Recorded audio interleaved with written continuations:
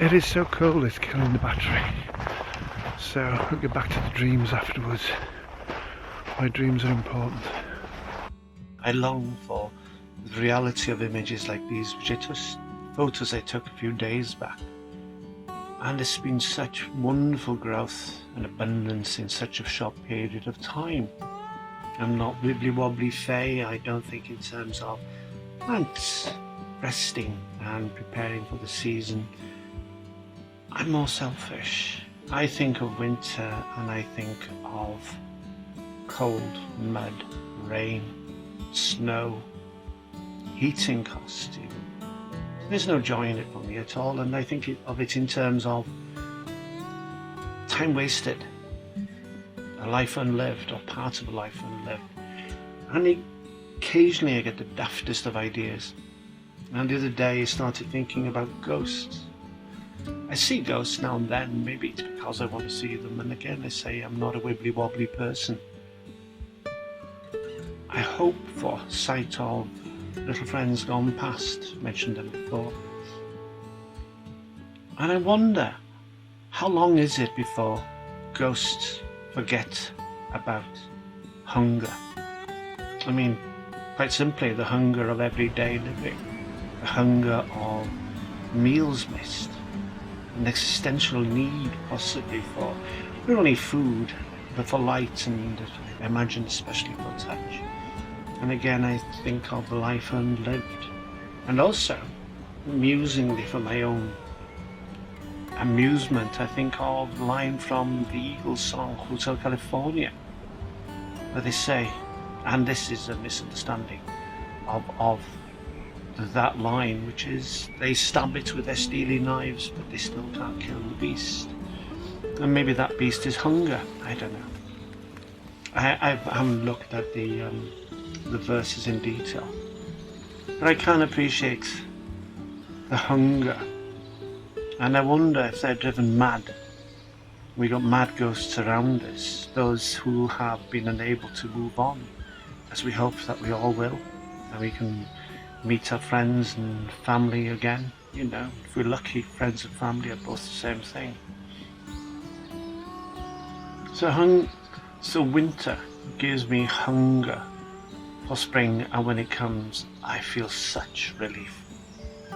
And I can begin again to think in terms of trying to live that life I felt that has been unlived because of possibly circumstances and maybe even other humans. But generally I like humans, as I've said before. But that life unlived is something important, and we should grasp every day. We should be mindful of the fact that, yeah, we can relax, we can allow, we can be patient, we can look upon winter as being a period of time to reflect. But sadly not me. I tend to be selfish for my own needs, and even though I am a fan of plants, as you can see here. And maybe life is much easier for plants because one thing they don't need to do, really, is make decisions. The decisions are made by an evolution of their individual species. Algorithms that tell them, okay, temperature is perfect, daylight is okay, let's have a go. And I'm sure that global warming is really messing it up for all that. But they have simple contingencies. They make no decisions. This set of signals sent them by nature, by light, by temperature, by their own instincts and stirrings, and the sap rises and such. Humans, we have to make so many decisions, and I have realised that we're just not really very good at making decisions. We oblige ourselves to make decisions in pursuit of happiness, and I don't think we're very good at it, to be perfectly honest with you. Maybe we should relax and trust those instincts that are within us. And whatever happiness is, I mean, that's specific to each individual, though maybe looking at the ghosts, thinking about them, you know, it is for the same thing. It's for a better life. It's for realizing those things that we haven't achieved yet. Let's go for a little walk.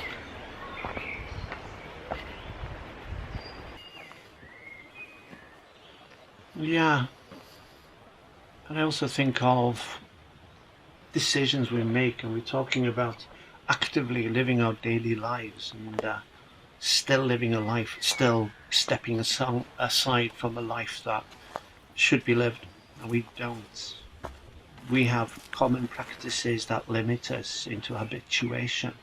For instance, I used to go out for a drink on Fridays with my mates. We'd have, more than a couple of beers, but we were a nice bunch, so we'd be just noisy and funny. And you realise slowly that this is getting you nowhere, and maybe you're not satisfying your own needs, but satisfying the needs of others. Because somebody asks you, why do you go out for a drink on Friday with your mates? Then you say, well, it's what we do. What is the option? And the answer is, I don't know, I haven't thought about it. I go out on Friday for a drink with my mates because that's what we do every Friday. Go out for a drink with our friends. It's an algorithm that we've created for ourselves, and it might be, in simple sense, reassuring to be among friends, but there are other things surely we could be doing, and we should be doing. Nothing against going out on Friday night with your mates at all. I decided to stop. And initially it was quite amusing because I think I was accused of spoiling the routine, but they got on with it. And I got on with it by not going out for a drink with my mates on Friday and just doing other things that, I don't know, I just felt better going to bed afterwards. Theatre, film, whatever. Just sitting there in the house reading and de-stressing without the aid of alcohol. Well, mostly. Occasionally there'd be a glass of wine. I hope this is in sync with the film, because I think you'll be looking at images of Circinate venation. These are ferns that grow as they open. I think that's wonderful. And they're also dangerous to cows at the end of the season, autumn. It doesn't mean that they gang up and attack cows and sell them to, cow dealers in London. Look how complex this is. And so lush. And a thin, small, low level of blue cloud. When you focus without focusing, you just feel it. As humans, is that an alien? Thing is, as humans, we're required to make decisions, and I think we generally make too many decisions. And I think most of the decisions that we make a mess of are decisions that are incredibly simple. It's just that we complicate them. Intelligence can be measured as our ability to make the best choices with the information that's available, whether that's specific information or experience or instinct. But I have concluded that compared to a cabbage, which has the ability within its programming to make the best decisions for itself, to grow, not to grow at that particular moment, to test the conditions, that compared to that even a cabbage would be embarrassed by the decisions that most humans make to try to improve their own lives, or for fear of making a mess. Yeah, we generally bugger ourselves up, I think, with contaminated thinking. And the thinking comes from other people, as in group thinking. Let's go out for a drink on Friday night. And at the end of it all, before I finished, I felt a desperate lack of satisfaction. As if I'd failed, working hard during the week was enough.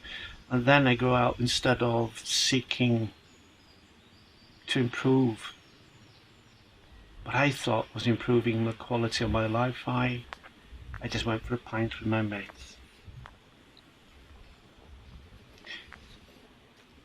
I also worked with a narcissist, and that was a person who was adamant and confident in the decision making he was making. And it doesn't matter if he was right or wrong. If he was right, he was right. If he was wrong, it was somebody else's fault. I don't have that luxury. I just focus on, I don't make decisions. I should make better decisions. I should make any decision. There's a saying, and I'm reluctant to use it. A Chinese saying, I think. The fish are leaping. Decisions. Sometimes when you don't know what to do, Chinese saying goes, do anything to get the dead cat to turn. I'll leave that one with you to work out, and I apologise to the cat lovers. It's one I feel very uncomfortable, but it's such a good saying. Yeah, conscious mind does all the damage. And if you think especially in terms of, I don't know,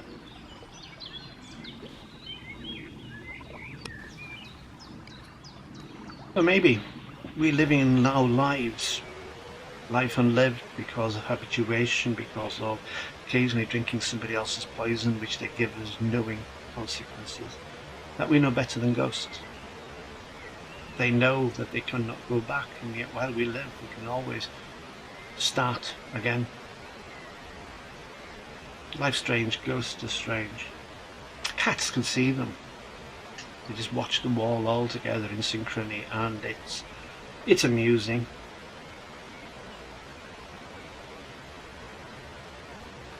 And there's a saying, Khalil Gibran, I think, which says, do not the spirits of the ethers envy man, person, human, his agonies.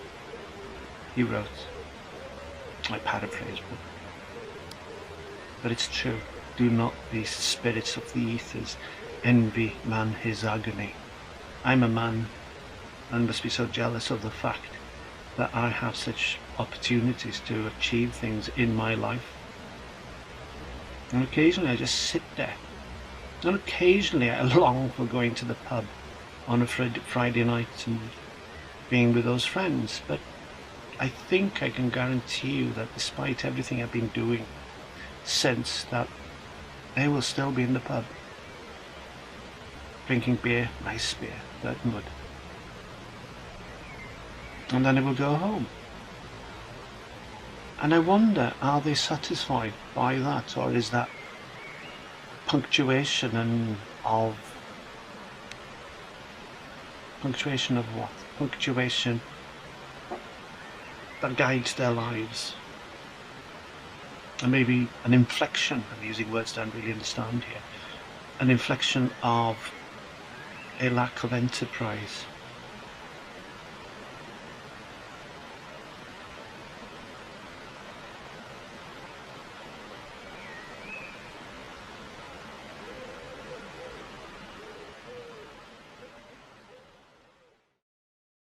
As I say, decisions are difficult because we generally get them wrong. And I've convinced myself that 90%, maybe even more, of decisions we take in life are less difficult than we think they are. Most answers we should give are yeses, and we instinctively know when to say no. I have a friend, she tends to say yes too often, even though she knows instinctively she should say no. And I have a tendency to say no far too often, which must infuriate the ghosts. But as long as the ghosts of the cats are around here, then, I'm okay. I'll potter on gently. I'll see what I can do. I'll have my daft dreams, I'll try and realise them. But anyway, I wonder, do ghosts ever lose that hunger? And is it the cause why maybe they are unable to move forward? Curious. Anyway, once again, Thank you for visiting. Thank you for being here, listening to this poor fool and his demented thinking. Be mindful of such thoughts. Be brave. Trust your instincts. Trust your experience. Trust your critical thinking. That's a rare commodity these days. If anything struck you as being useful, then please do not hesitate to give me a like, share a comment, that would be great, and share it just to entertain the world that there is a daft person who keeps saying daft things that occasionally just may make sense. But I offer no advice. I'm not very good at offering advice, but I'm better at making decisions. Subscribe. Costs nothing. Costs nothing, and there's no obligation that comes with it, and you're helping a guy get off the ground. Make that your gesture for this week. It's an easy decision to make. Nothing ghostly attached to it. Just do it. I thank you so very much. I hope you have a lovely week, couple of days, whatever you're doing. Take care. Be well. Bye.